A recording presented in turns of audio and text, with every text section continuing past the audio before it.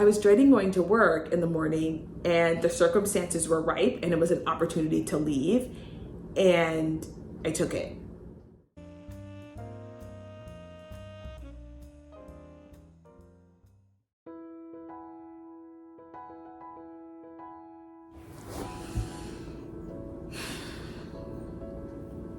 All right.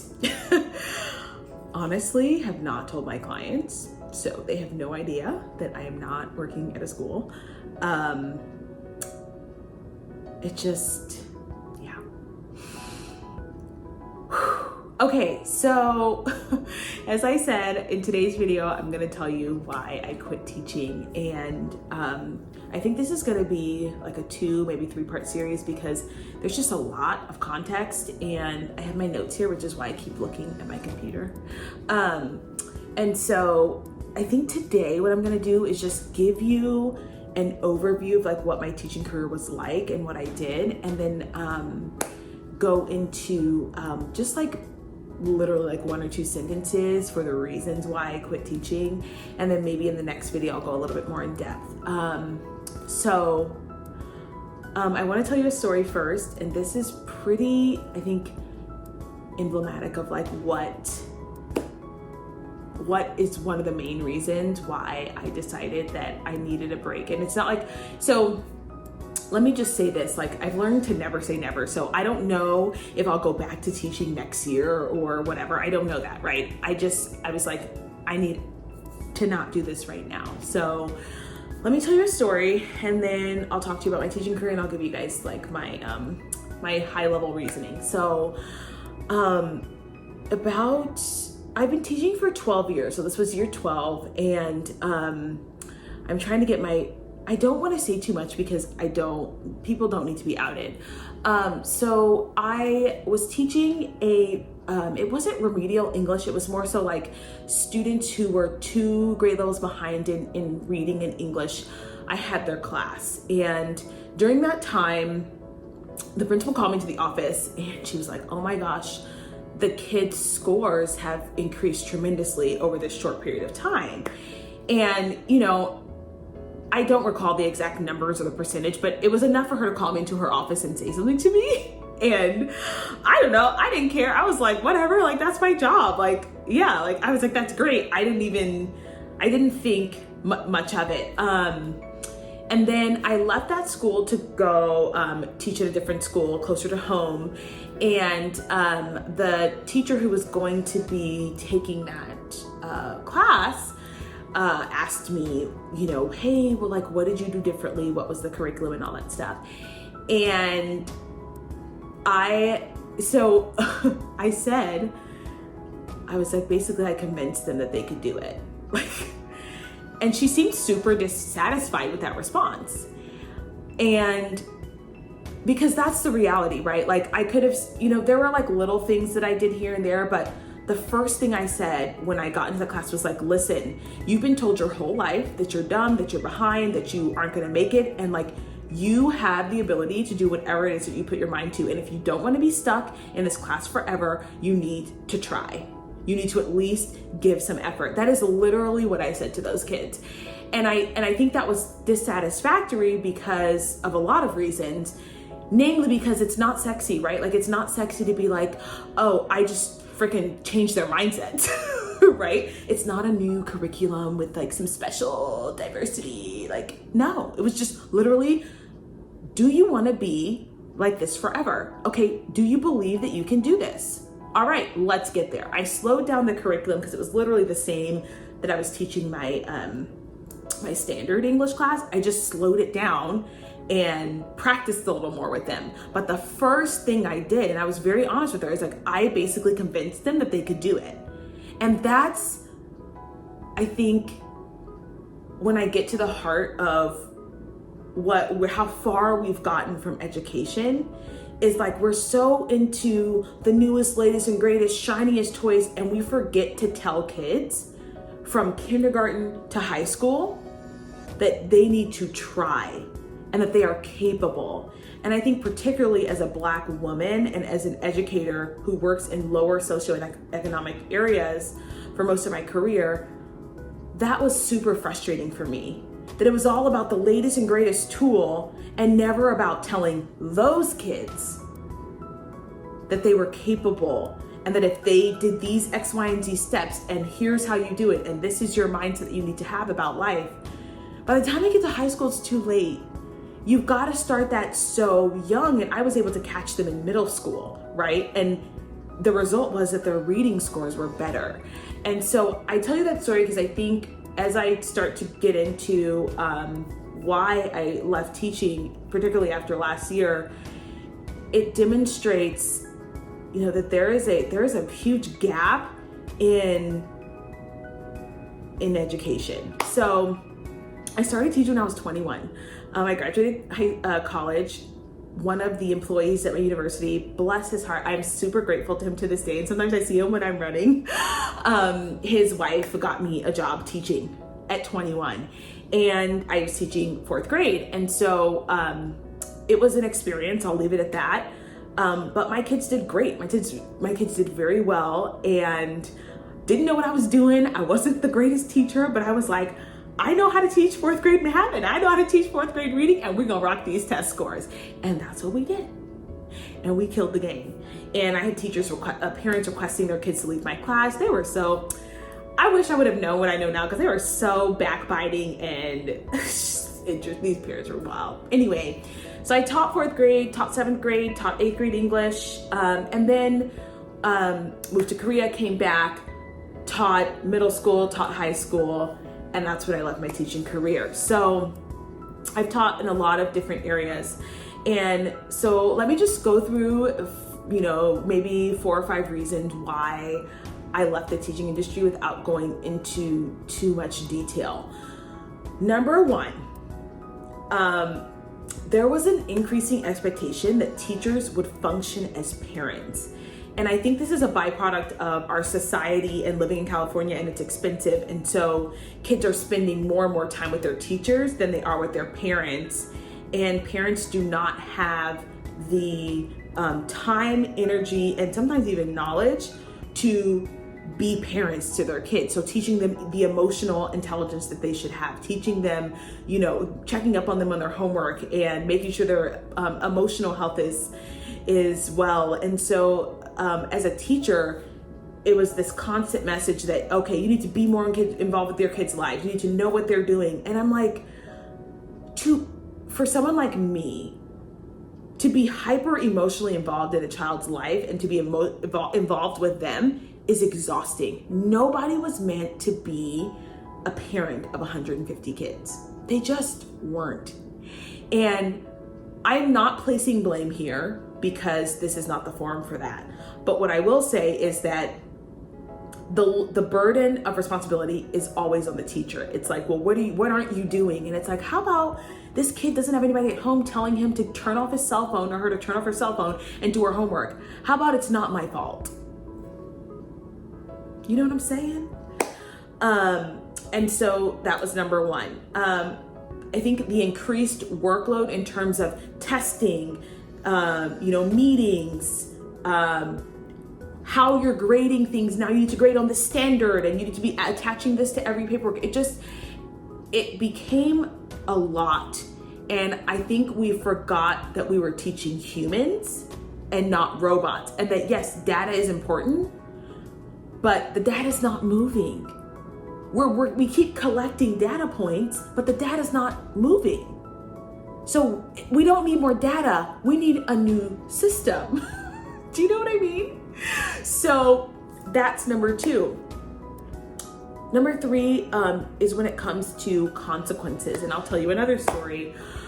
I've worked in a lot of lower socioeconomic area schools, right? And so these are areas that are less white, more either Hispanic or Black or just, whatever, lower socioeconomic status. And not that white people can't be low socioeconomic status, but let's keep it a buck. In California, most of those areas are Hispanic and Black or Vietnamese, where I'm at. And so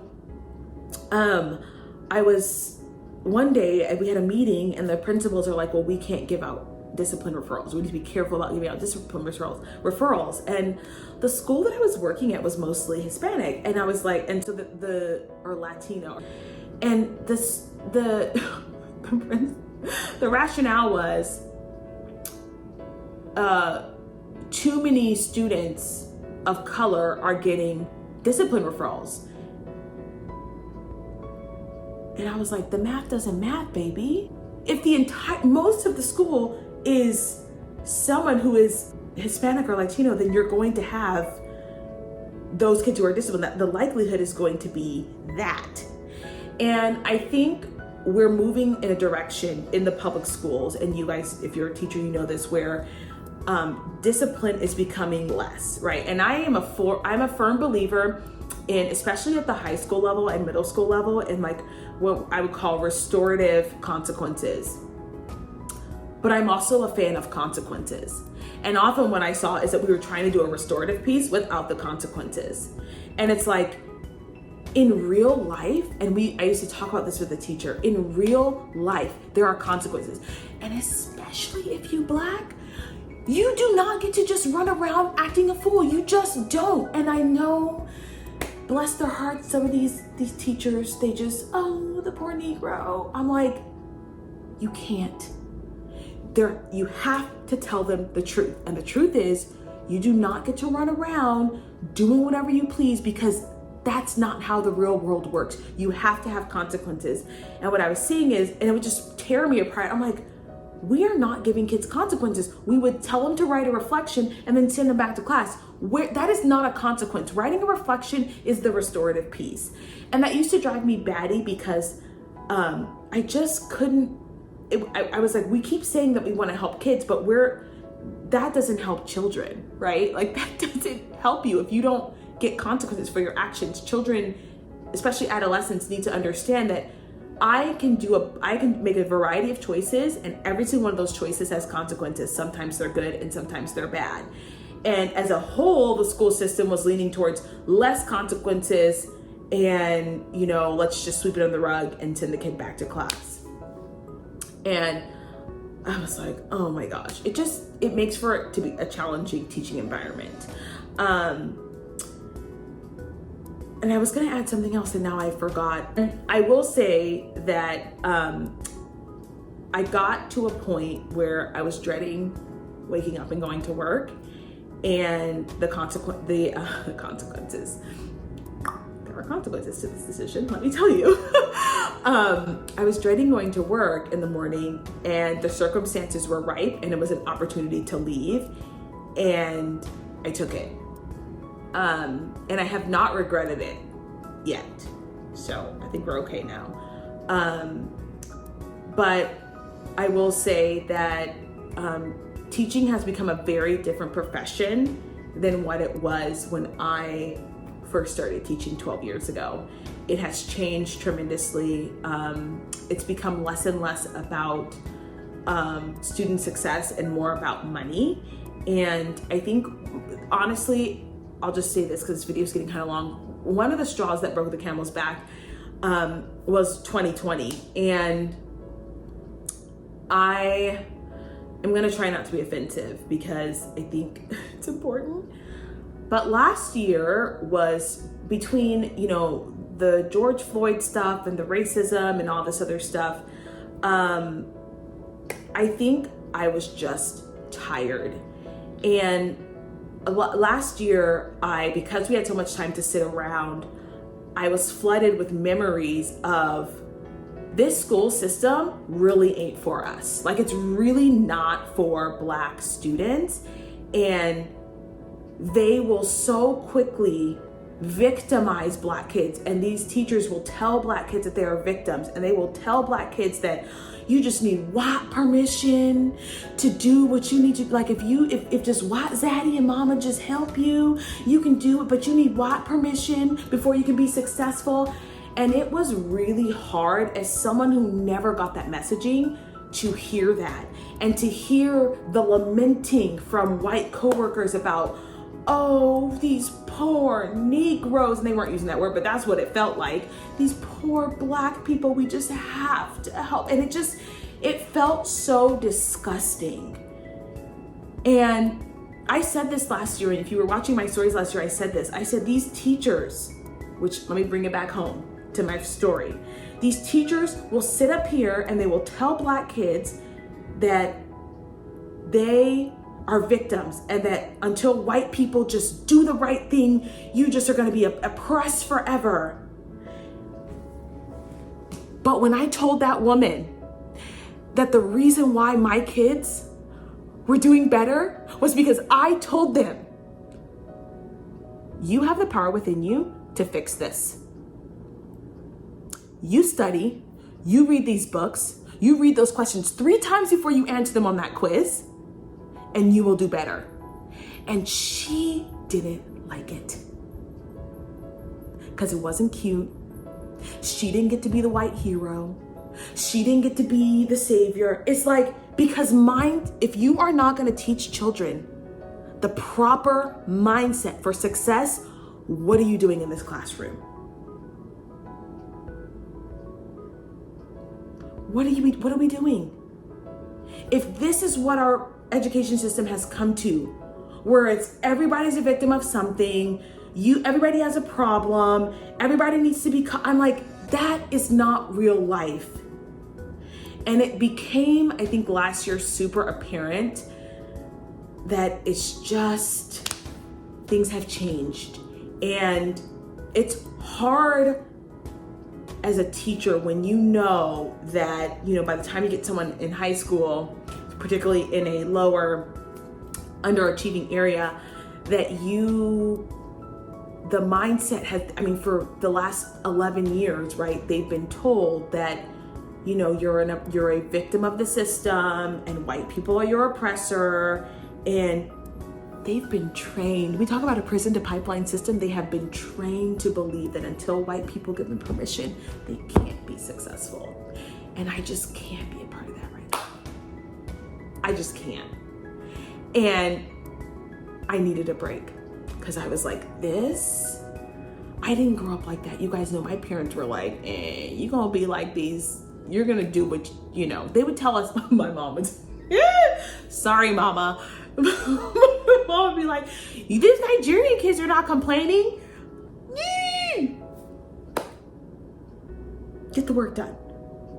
And what she was telling me is like, you can do it. It was never, and until your white people tell you that you can be successful, let me just keep brainwashing you with how victimized you are. You can't be, it was like, you're going to do this. Like, you're going to do this. And I wanted so badly that for my students. But when the messaging around is, until white people give you permission to be successful, and until white people open these gates for you, you will never be successful. Lord Jesus, I can't. So, I think in the next video, I'm gonna talk about, this is way longer than I wanted it to be, by the way.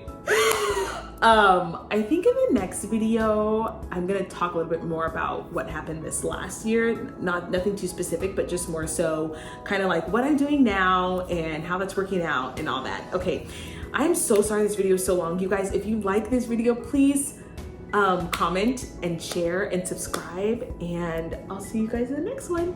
Bye.